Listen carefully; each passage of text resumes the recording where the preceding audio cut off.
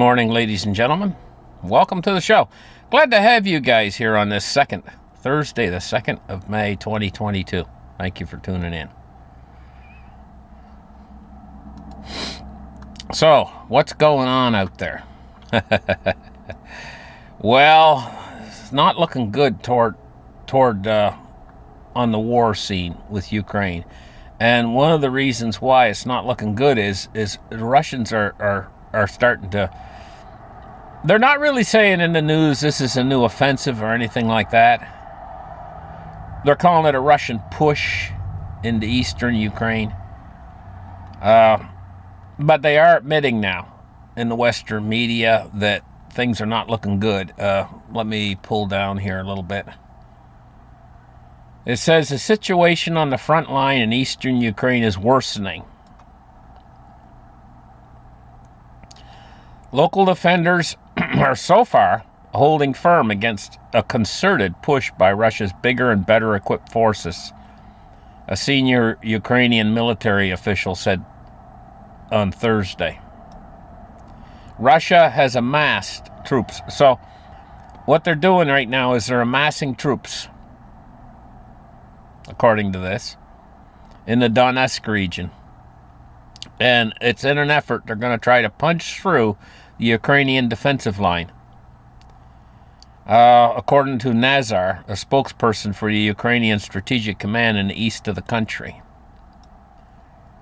Says the enemy's trying to seize the strategic initiative and breach our defenses. Says the enemy is actively attacking along the entire front line, and in several directions they have achieved certain tactical advances, he said. The situation is changing dynamically. And I don't think it's changing in Ukraine's favor. Now, here's where it gets tough. Russia is not willing to back down. They've annexed territories in the eastern side of Ukraine, and they've basically dug in. And the West over here, they have what they call a commitment to Ukraine. And I don't think they're willing to let Ukraine go to Russia. Says NATO is also starting to prepare themselves. They're conducting these exercises and stuff. NATO drills on the Finland border increase the risk of military incidents, Russia warns, as the alliance prepares for the Nordic War Games. They are doing the war games, and what I'm seeing right now is NATO setting themselves up defensively and possibly strategically looking at their offensive positions. What they can do offensively. Russia is building up, they're working on the exact same things on both sides right now, and they're really making these preparations, and they're making them fast. I know that we've heard a lot of war analysts out there and stuff saying that maybe in 5 years we'll be at war with Russia. This could start an awful lot quicker than that. In fact, we could be in the preliminary stages of this happening right now, because summer's coming. They can start to move their tanks again. The ground is hardening up in Ukraine. The snow's all melted away. You can't move tanks. A month or two ago, you couldn't move tanks in Russia because they would get bogged down in the mud. Now that mud's dry and it's getting hard. Summer's setting in. And this war could really heat up fast. In the form that it could spill over. What I'm worried about is we're going to have F-16s flying around, and also Poland right now is applied. They have applied already for participation in NATO's nuclear program. They want nukes in Poland. Poland is desperate to join the nuclear club. Warsaw has applied to participate in NATO's nuclear sharing program.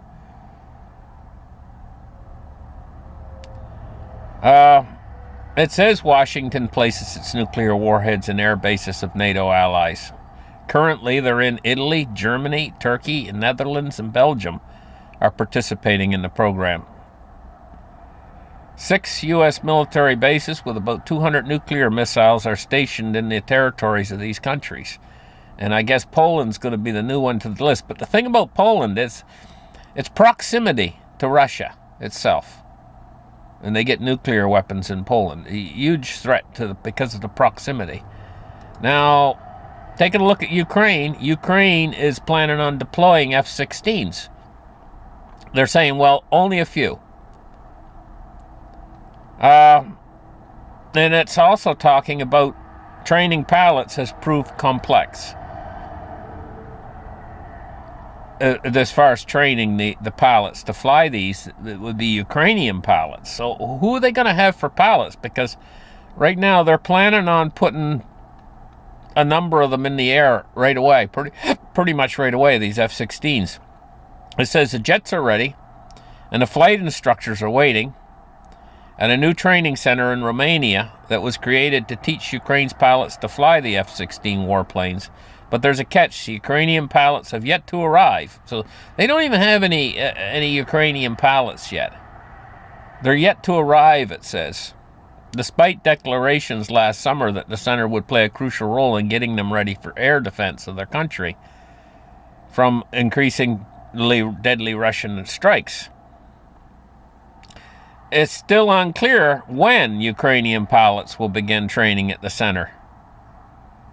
At its Festu Air Base in southern Ukraine. Now, in this article, I was reading here that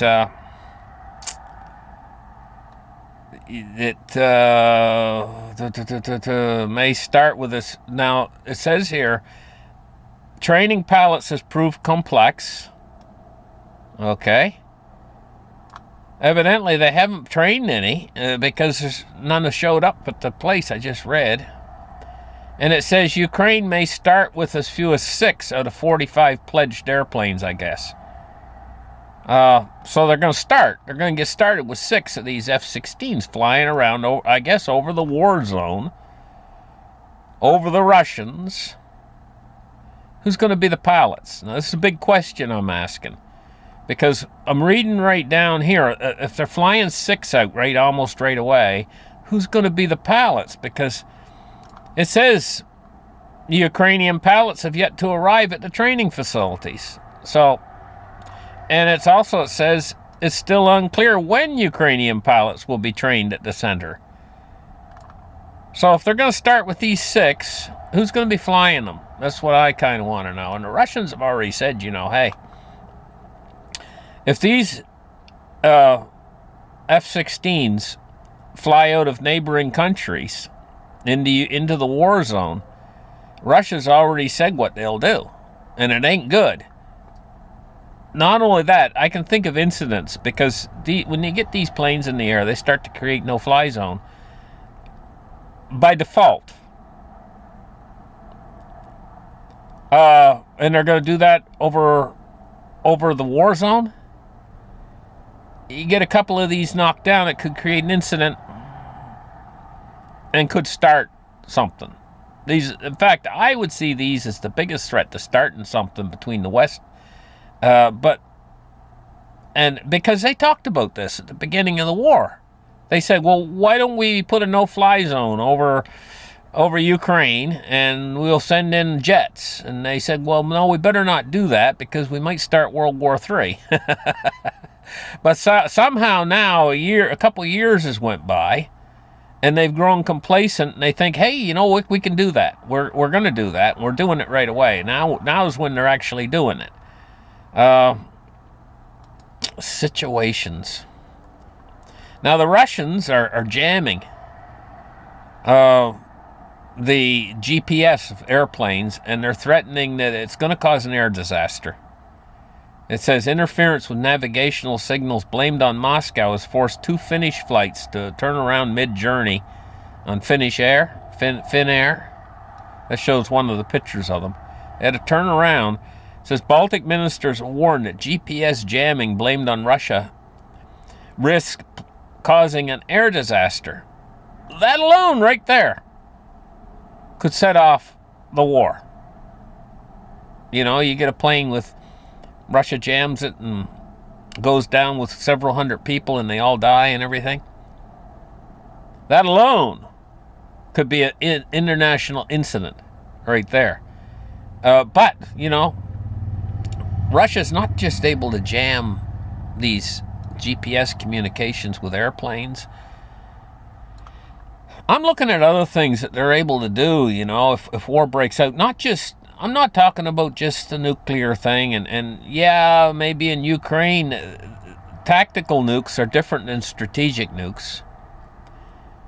And if World War III does get started, it could start off with tactical nukes. But when you get to that point where the superpowers are firing tactical nukes at one another, you're right on the edge of strategic nukes being used. You're at that point then where you would get to a DEFCON level where everybody would be on edge and ready to push the big red button. See, this is the thing a lot of people don't know, is they got 2 red buttons. Tactical nuke is the small little red button. That's your tactical nukes, you know, being used. And so far it hasn't happened in this war. I think they've come close a few times, but that's a different red button than the big red button. The big red button is the strategic nuclear weapons. The big city, the big ones. And they got a lot more tactical nukes than they do, an awful lot more strategic nukes than they do tactical nukes. Ready to go. That's the mutual assured destruction, is the strategic nukes. And they've done papers on it, you know. Well, people don't know about this, but they've already studied this. They've studied whether or not they can actually enter into a tactical nuke war and have it not go strategic. You know? And this is one of those things where it's kind of like a gamble, but it could actually happen, where nuclear war breaks out, but it's all tactical and not strategic. Strategic being those great big ones that have the big mushroom clouds over the cities, you know. The end of the world sort of thing is the strategic. The tactical, they use them mostly on the battlefield, and they're much smaller. Typically they're only like, but way smaller nukes. They're in the order of what was used in Hiroshima, the tactical nukes. Now the strategic nukes are like hundreds of times bigger. Anyway, enough talk about that. Suffice to say that the Russians, not just the GPS that they can jam, but there's new technical abilities in the world. Things being used like space-based weapons. And you remember just a month or two ago, there was this huge warning from the United States that Russia was planning on developing. And it was a big thing in the news there a month or two ago about how Russia was developing these space-based weapon systems of some sort or another. They didn't elaborate on exactly what it was. But there's also laser-based systems now that are being based on the ground. Warfare is developing, and it's changing right now. Out of the weapons that they use in warfare is changing very, very, very rapidly right now. And so if war breaks out, full scale, Third World War thing breaks out, they won't be held back from doing things like cutting internet cables and things like that, and EMPs, and gosh only knows what kind of laser-based weapons from space could be zapping the earth. And honest to gosh, if people think, hey, you know what, I'm safe, I'm way away from that war over there. No, you're as safe as if you've watched some of these movies like Civil War or that one, I can't think of the name of it, was produced about by the Obamas or whatever, they kind of like, that movie especially had an impact on me. I watched it on Netflix about that Obama one. It was produced by the Obamas. And it was very striking, The people there were like on vacation or whatever, they rented a house or whatever, And all of a sudden everything just went dead and they didn't know why. Of course, they seen an emergency message, like that's what would happen. You may or may not get an emergency message depending on if your cell phone is still active, which it might not be. So you might not even get that. You might not even know what's going on. You just, like I've said on my shows so many times, you just might wake up one morning and your car don't work. All your lights are off in your house and you don't know why, and you can't get information anywhere. And it might continue like that. You don't know that you're in World War III at that point. You don't know what happened. Everything in your life is dead now for all your neighbors, and they don't know what's going on either. And nobody can get any information. Because we used to have an information system here that was like, what's the word I could use? But it was hardened. You couldn't stop it. Every morning the boy would come by with, or what they called the paper boy, and he'd drive by on his bicycle and throw the newspaper on your front lawn. How can that be stopped? Because it's not electrical. Now all of our information structure is entirely electrical, and if it goes out, it's dead. You don't know what's going on. You have no way of getting information. So, I could go on about this, but I think we're getting close to possibly, because the Russians are making these advancements, and because NATO is going to be like, no way they're having Ukraine. Well, what are you going to do about it? If you're not going to let them have Ukraine, and if they're advancing, what are you going to do about it? Because obviously the Ukrainians can't stop the advance at that point. I'm just saying, what if? I'm just going through the what ifs here. What if the Ukrainians can't stop the advance? NATO isn't going to let them have it. What are you going to do about it? Well, obviously they're going to have to do something to stop Russian advance. And that would involve some sort of an action that would probably start World War III. And I'm just putting 1 + 1 = 2 here in my mind. And so, this summer, Russia's, not only that, Russia is building up. They're talking about an army of 20 million people in Russia. They're building their armaments as fast as they can. They're building up power. While they've been fighting Ukraine, they've been actually getting stronger. More power because of their mobilization. Now, back here in the United States, the UCLA, big university, there's riots.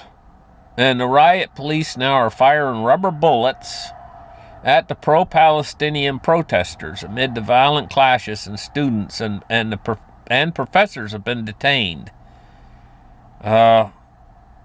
It says a dispersal operation appears to have begun at UCLA, where around 200 students have been warned they'll be arrested unless they leave their encampment. Watch live footage and following updates on the pro-Palestinian demonstrations across the United States. Oh boy, isn't that something? Well, I'm watching. Something. Now, I'm not saying this is it. I'm just saying something at a certain point in time in a not too distant future. We're going to see some sort of, because things are getting more and more tense all the time. I'm expecting that we're going to see some sort of civil unrest start to break out over some issue or another. Gosh knows what it'll be. Maybe this is part of it, but it could be something else that comes along that we don't know about yet that triggers it. Maybe just food prices, and you got 20 million people practically starving. Well, a lot of people watching my show, you're probably not one of those 20 million people, because those 20 million people probably can't even afford to pay their cell phone bill. Or so if you're watching me on a phone right now, or you're watching me at home on your cable or whatever, some of these people are so down and out, they can't watch me. They can't afford it. Even if they have a cell phone, it's off and on sort of thing, because the other people on the street might steal it from them. Or they might not be able to make the charges so that they can have communications on their cell phone, even. Or they might not even have a place to charge it. They're living on the street. Honest to goodness, Now, I was thinking about this, watching this morning. It says, Blinken says now it's time now for Israel and Hamas to make a deal in Gaza. Yeah. Could it be that he's saying to himself, the United States is right now involved in too many fronts? So if they can get this sealed up, they could, maybe they're seeing what's coming in Russia and Ukraine. And they might be saying to themselves, hey, you know what, we got to get this one plastered up and finished and over with here so that we can concentrate on Ukraine. Because that's where the real action is starting to pop up in Ukraine. And this war is just dragging out here in Israel. And, it's just dragging out and dragging out and dragging out. And so Blinken says, time now for Israel and Hamas deal. Time for a deal. Time to end this. And heaven forbid anything break out over around Taiwan or the South China Sea, because we need all of our, what I call it, for Ukraine. Because maybe they see that coming right around the corner. Now, silver today is down 63 cents. Listen, guys, they're not going to be able to maintain what they're doing right now.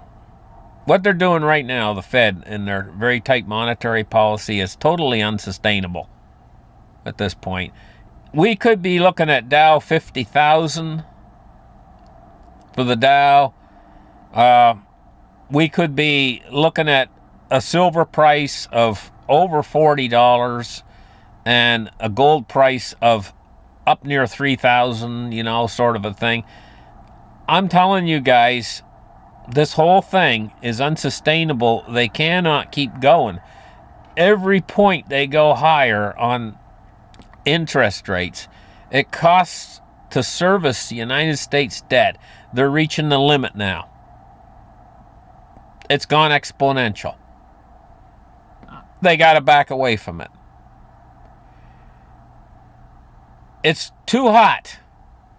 It's like a guy that's ran inside a house to rescue somebody, and it's just too damn hot in there. Too damn hot in the kitchen, they're going to have to get out. And right now, it's so damn hot in the kitchen that they're having to pay so much to service that debt. This is not sustainable. None of this is sustainable, what they're doing right now. They're going to have to go back, and they're going to have to start to ease monetary policy. In fact, they're just a couple points on the CPI. They're just a couple points above the neutral baseline. They're not real high like they were. They did have quite a bit of wiggle room there when inflation was up over 8%. Now they haven't got a lot of wiggle room, and that last couple percentage points could disappear so quick, and then we'd be talking deflation. And then you watch them spring into action. Overnight. It could be an overnight turnaround for all of this stuff. And that you want to talk about the price of gold and silver exploding to the upside when they have to start to actually cut rates back down again. And they have to climb down this ladder they've climbed themselves up on.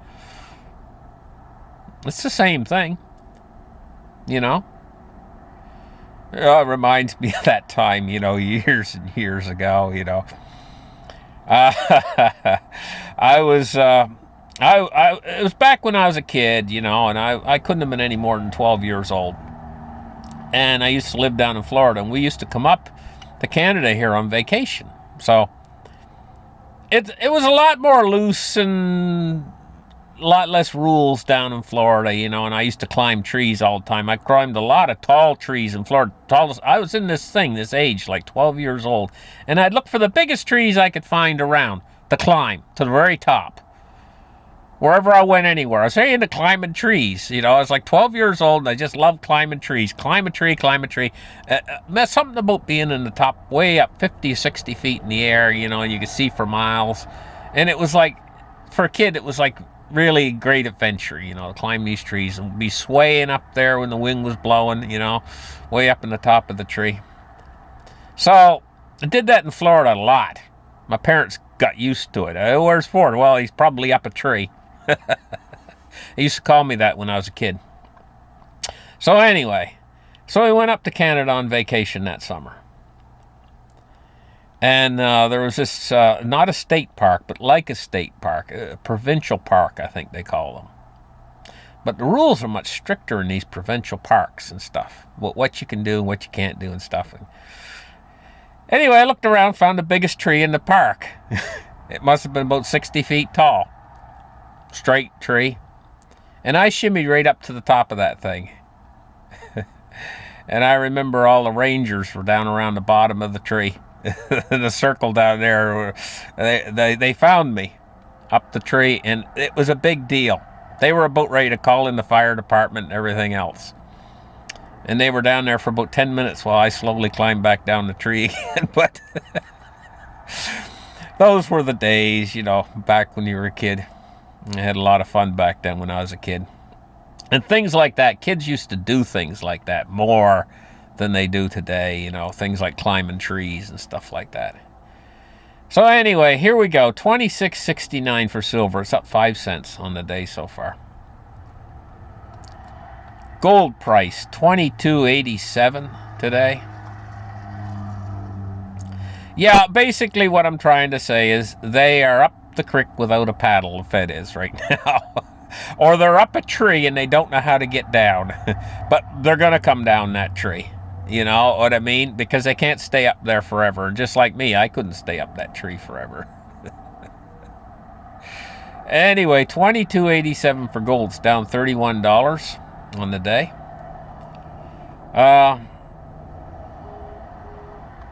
Okay, moving on to cryptocurrency today. What we're looking at on the Bitcoin price is 58,479. So wasn't it 57 yesterday? So it's climbed a little bit back. I hate to see it retracing territory so much, so, But it's at 58,479. Ethereum, 2963. And going down and taking a look at our XRP is at 51.6 cents. Dow Jones Industrial Average is up 167 points today at 38,070. I'm saying we could see 50,000 Dow once this thing snaps and goes the other way. But before it snaps and goes the other way, we could see a correction in the market. That changes this whole thing that we've been through for the last year or two with the Fed being so tight. They're not going to, like I say, it's unsustainable. They're going to go back to more loose monetary policy. And this time when they do that, this is going to start to be the real demise of the dollar. And it's went through these pulses.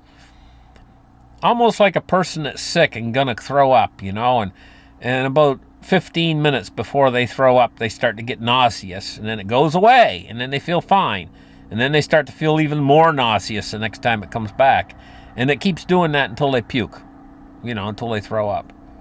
Well, that's the way with this whole thing. It's like a cycle, and the Fed's just basically with these being tight, they're just they're going to have to tighten leads to loose. And loose is the way. They have to be loose the whole way because the system requires this new debt creation constantly. Endless debt creation, new debt creation in order to service the old debt. And right now what they're doing is, this is totally unsustainable. It can't last. And we're getting toward the end. It's getting long in the tooth now. It's getting toward the end of it, this cycle of it. And then we're going to flip-flop the other way. But this time, you thought you saw inflation last time? Just wait until nobody wants to keep their dollars anymore, anywhere on earth. Taking a look at crude oil today, 79.04. It's up 4 cents. Now, bonds and rates today. We're looking at rising yields on the long end. They're having trouble keeping the long end under control. And we're looking at a 10-year at 4.62, and we're looking at a U.S. 30-year at 4.76. They're both up. The 10-year is up 3.1 basis points, and the 30-year is up 5.1 basis points today. They better control this long end. They do have a mechanism for that. It's called yield curve control, but it's terribly inflationary.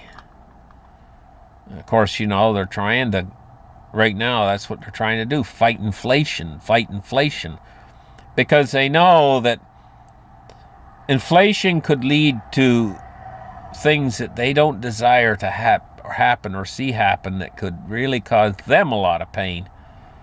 And so they're going to try, that's on one side of it. On the other side of it, we have the Fed, who, that's how they actually make their money, is off of inflation, the hidden tax. So in one way they like it, but they don't like it when it's going to cause civil unrest or get them in trouble. So they want to have their cake and eat it too, you know, sort of a thing. Taking a look at the U.S. dollar index today, and she's flat. She's going along sideways at 105.76 today. Totally flat. No movement whatsoever. Thank you guys for listening to my show.